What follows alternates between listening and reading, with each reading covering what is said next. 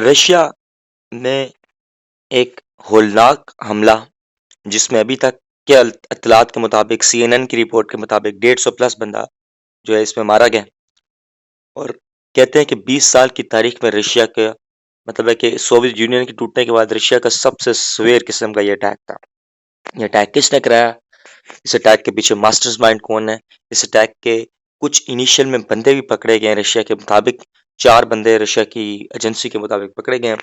अब वो बंदे कौन थे, कहाँ पे जा रहे थे, इस छोटी सी वीडियो में हम लोग एक डिटेल्ड में बात करने जा रहे हैं कि रशिया का अटैक हुआ है। 23 मार्च को ये अटैक हुआ है मॉस्को के कॉन्सर्ट में, और अभी के इत्तलात के मुताबिक 150 प्लस बच्चे, मतलब ऑल जेंडर्स इसमें जो है अभी तक की रिपोर्ट के मुताबिक मारे गए हैं। तो let's start from the start. बिस्मिल्लाहिर्रहमानिर्रहीम। आज की वीडियो में हम लोग बात करेंगे कि इस अटैक का पूरी दुनिया पे और इम्प्लीकेशन, पाकिस्तान पे इम्प्लीकेशन और रशिया के ऊपर इम्प्लीकेशन क्या होगा, और ये यूक्रेन रशिया वॉर का एक बहुत ही इंपॉर्टेंट एस्पेक्ट बन सकता है, क्योंकि रशिया के मुताबिक शायद इसमें यूक्रेन भी इन्वॉल्व है। तो लेट्स स्टार्ट। सबसे पहले आप लोगों ने एक चीज देखनी है, मॉस्को में हमला अब हुआ है, ठीक है। ये कॉन्सर्ट के दौरान हुआ है। एक कॉन्सर्ट हो रहा था, उसमें उस कॉन्सर्ट की जो कैपेसिटी थी वो 6000 प्लस लोगों की थी, लेकिन according to the Russia news agency, उस टाइम उस कॉन्सर्ट में 2500 प्लस बंदा अटेंड कर रहा था उस कॉन्सर्ट को, ठीक है। अब कहते हैं कि जी इस हमले के बाद रशिया ने 11 बंदों को पकड़ा है, ठीक है। 11 कल्प्रिट्स जो थे, 11 दहशतगर्द जो थे, उनको पकड़ लिया गया। और जो उन 11 बंदों को पकड़ा है, उनसे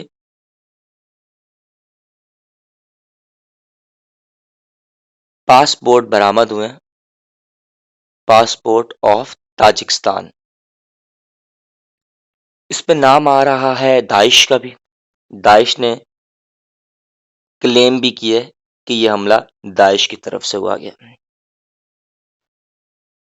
तो रूस कहता है कि जो 4 लोग, हम 11 में से 11 लोग टोटल मतलब लोगों को पकड़ा है, तो उसमें से रूस कहता है जो 11 जो 4 लोग थे ना, 11 में से वो फुल आर्म्ड थे, ठीक है।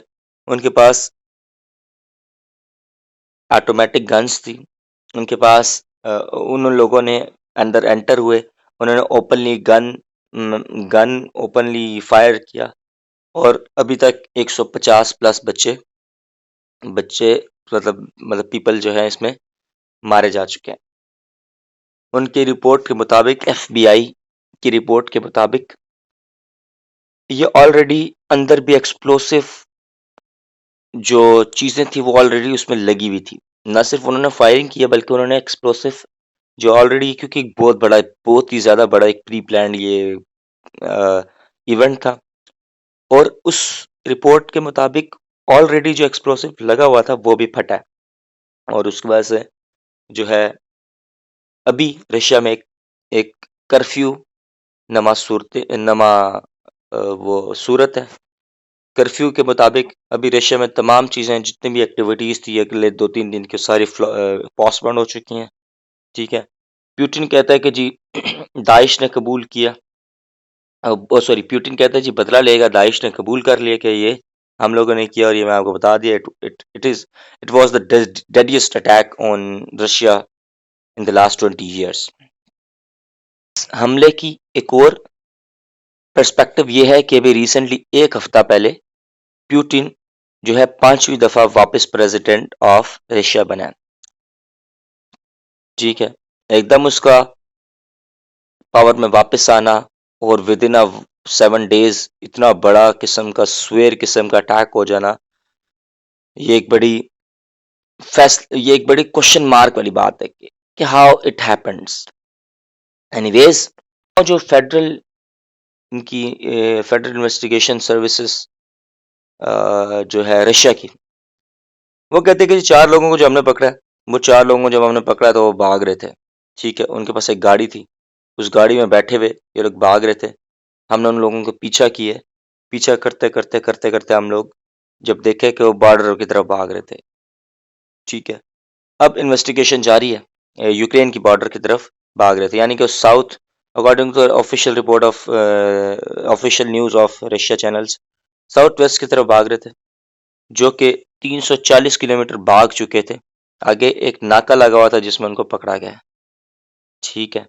तो नाके वालों ने रोका, दो लोग, नाके वालों ने जब रोका तो टोटल चार थे, चार में से दो लोग जो थे वो भागने में कामयाब हो गए थे उधर साथ ही जंगल में, और दो मौके पे ही पकड़े गए। लेकिन again according to the Russia report, ये जो दो बंदे भाग गए थे ये भी बाद में पकड़े गए हैं। तो अभी मतलब सब उनकी हिरासत में हैं, और ये लोग इनसे इनसे बरामद क्या हुआ, इनसे पिस्टल्स बरामद हुई हैं, इनसे ताजिकिस्तान के पासपोर्ट भी बरामद हुए हैं। अब रशिया कहता है कि जी अगर इस पे तो यूक्रेन शामिल है ना, तो हम जी बदला लेंगे। लेकिन अगेन यूक्रेन ने इसको डिनाई किया। यूक्रेन कहता है कि जी हम इसमें शामिल नहीं है, दाइश कबूल कर चुका है। लेकिन अगेन अमेरिका की अगर बात की जाए, इम्प्लीकेशंस ऑन अमेरिका, इतने बड़े इवेंट की, अमेरिका ने ये बात खुलेआम की है। कहता है कि हमने जी रशिया को पहले भी वार्न किया था कि भाई दाइश आप पे हमला करने वाला है। रशिया का क्लेम है कि अगर आपको इतना बड़ा पता था, इतना बड़ा, तो आपको पता कैसे था कि दाइश हमला करने वाला है। और रशिया ने ओपनली इनडायरेक्ट मतलब ये कहा है कि इसमें यूक्रेन जो है वो शामिल नहीं है, मतलब यूक्रेन का इसमें कोई हाथ नहीं है, ठीक है। जियो पॉलिटिक्स भी इन्वॉल्व है। जियो पॉलिटिक्स कैसे इन्वॉल्व है, देखिए सीरिया जो है ना, वो हमेशा से बैटल फील्ड रहा है जहां मतलब ग्रुप डिफाइन हुआ है। ये जो आप लोगों की आईएस है, इराक और खुरासान की, इस ये हमेशा मतलब है कि आप लोगों को इसने, ये उसकी एनिमी रहा है बशर असद का, और बशर असद को हमेशा सपोर्ट की गई है प्यूटन की तरफ से, ठीक है। बशर अल असद को हमेशा मतलब है कि सपोर्ट किया गया है रशिया की तरफ से, मॉस्को की तरफ से। अब 2023 में भी ऐसा इन्होंने किया दाइश ने, और दाइश जो है इसके सख्त खिलाफ है, एंटी असद है, ठीक है। दाइश की बुनियाद भी इराक से ही रखी गई है। 2003 में इन्होंने इन्वेजन ऑन इराक जब किया, 2010 के अरब स्प्रिंग के बाद, तो इनमें इनको बहुत स्पेस मिल गई थी फैलने की। तो ये कहते हैं कि इसको यूएसए सपोर्ट कर रहा है, इसराइल की सपोर्ट है, किसको, दाइश को रशिया कहता है कि यूएसए की सपोर्ट है, दाइश को इसराइल की सपोर्ट है। अब प्यूटन ने हमेशा से बशर अल असद की गवर्नमेंट को बचाया और उसकी हुकूमत को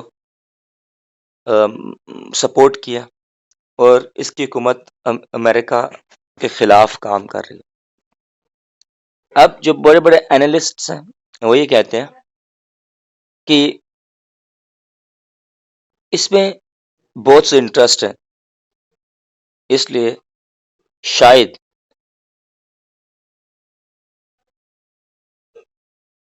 इसमें दाइशी इन्वॉल्व है, लेकिन दाइश को बैक किया गया यूएसए की तरफ से, दाइश को बैक किया गया इसराइल की तरफ से। रूस ने काफ़ी दफ़ा इसको क्रिटिसाइज भी किया है अमेरिका को, कि अमेरिका दूर रहो दूर रहो। लेकिन अमेरिका ने हमेशा प्रॉक्सी के थ्रू खेला है, और इस गेम में भी अगर दाइश को अमेरिका ने सपोर्ट किया तो अमेरिका ने अपनी प्रॉक्सी के थ्रू खेला है दाइश को यूज़ करके रशिया में, ठीक है। और अमेरिका ने ओपनली, अमेरिका ने बशर असद की गवर्नमेंट को के खिलाफ कहा है कि हम इसे यूज़ करते हैं। अब खैर ये तो जियो पॉलिटिक्स में आपको बता रहा था। तो अब बात समझने की ये है कि इतना बड़ा अटैक होता है, ठीक है। इस अटैक के अलबत्ता आगे आने वाली वीडियोस में मैं आपको बताऊंगा इसकी न्यू न्यू डेवलपमेंट। लेकिन ये अटैक रशिया यूक्रेन की वॉर का दरमियान में होना, प्यूटन का एक हफ्ता पहले इलेक्ट होना, ये बड़ी एक पेचीदा बातें हैं। नाउ टाइम विल टेल कि इस का कौन आगे कैसे डेवलपमेंट होगी। जहाँ अभी तक की रिपोर्ट के मुताबिक जो इम्पोर्टेंट चीज़ें थी मैंने आपको बताने की कोशिश की है। तब प्यूटन जो है इसके पीछे लग गया और कहता है कि मैं जो है इन लोगों से बदला लूंगा बैटल फील्ड में। अब देखना ये है कि ये लोग क्यों आए, इनका ऑब्जेक्टिव्स क्या थे और ये लोग करना क्या चाहते थे। क्योंकि ये इन लोगों के पास जो ताजिक नेशनैलिटी थी, ठीक है। और ताजिक नेशनैलिटी मतलब जब आप इतना बड़ा प्लान करते हो तो आपको सारी चीज़ें देखनी पड़ती हैं, पहले से ही प्री प्लान होता है। जिनके पास ताजिक के पासपोर्ट्स बनवाए गए, इनके पास इनको कहा गया आपने ताजिक भागना, तो ये सारी चीज़ें जो है ये टाइम हमें बताएगी, ठीक है। एनीवेज आज की वीडियो में हम लोगों को मैंने थोड़ी वीडियो लंबी हो गया, मेरा दिल था कि इसको थोड़ा शॉर्ट रखेंगे, लेकिन एनीवेज मैं आपको सारी डिटेल में बताने की कोशिश की है। इसी वीडियो को हम लोग आगे लेके चलेंगे, कंटिन्यू करेंगे जब नई डेवलपमेंट आएगी। चैनल को ज़रूर सब्सक्राइब करिएगा अगर आपने जीके की तैयारी करनी है, पीएमएस की तैयारी करनी है, पीपीएस की तैयारी करनी है, सीएसएस की तैयारी करनी है, वन पेपर की तैयारी करनी है, या फिर करंट अफेयर की तैयारी करनी है, पाकिस्तान अफेयर की, मतलब सारा एक फ्री ऑफ कॉस्ट आप लोगों को चीज़ें बताई जाएंगी, ठीक है। अपना बहुत सारा ख्याल रखिएगा। मेक श्योर कि आप लोगों ने चैनल को सब्सक्राइब किया। Thank you so much for watching. Pakistan जिंदाबाद।